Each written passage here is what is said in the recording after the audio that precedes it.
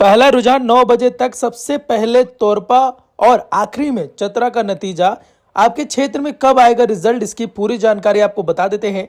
झारखंड में 81 विधानसभा सीटों के लिए सुबह 8 बजे से मतगणना शुरू होगी और पहला रुझान 9:15 बजे तक मिलने की संभावना है। वही सबसे पहले खूंटी जिले के तोरपा विधानसभा सीट के लिए चुनाव परिणाम सामने की उम्मीद है, जबकि सबसे आखिरी में चतरा सीट के लिए परिणाम आएंगे।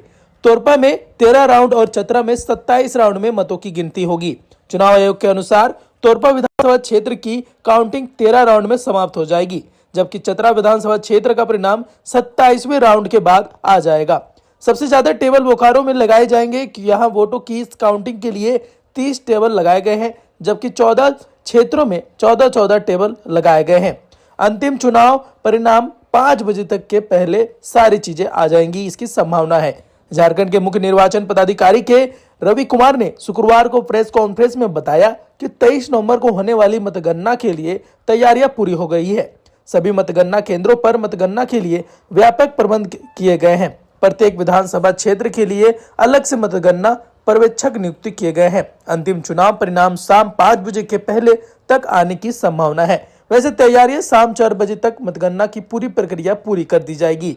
मुख्य निर्वाचन पदाधिकारी ने बताया कि डाक मतपत्र की निष्पक्ष गणना सुनिश्चित करने के लिए प्रत्येक टेबल का नेतृत्व सहायक निर्वाची पदाधिकारी करेंगे।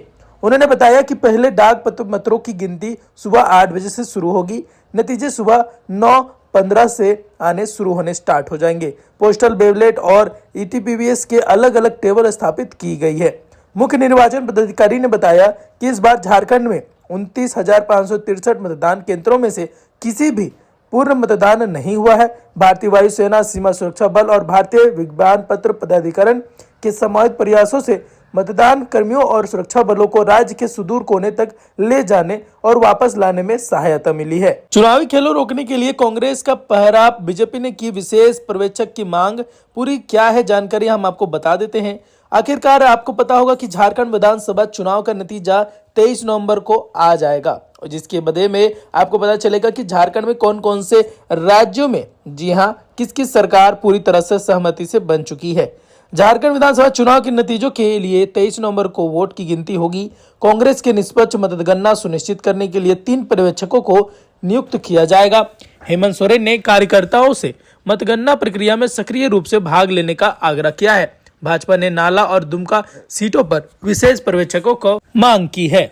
झारखंड विधानसभा चुनाव 2024 के लिए 23 नवंबर वोटों की गिनती को लेकर जहां सारी प्रशासनिक तैयारियां पूरी कर ली गई है, वहीं चुनाव में वोटों की गिनती से पहले कांग्रेस पार्टी अलर्ट मोड पे आ गई है। चुनाव के बाद किसी तरह का खेला रोकने के लिए कांग्रेस की ओर से झारखंड के लिए 3 सदस्यीय ऑब्जर्वाइजर की नियुक्ति की गई है।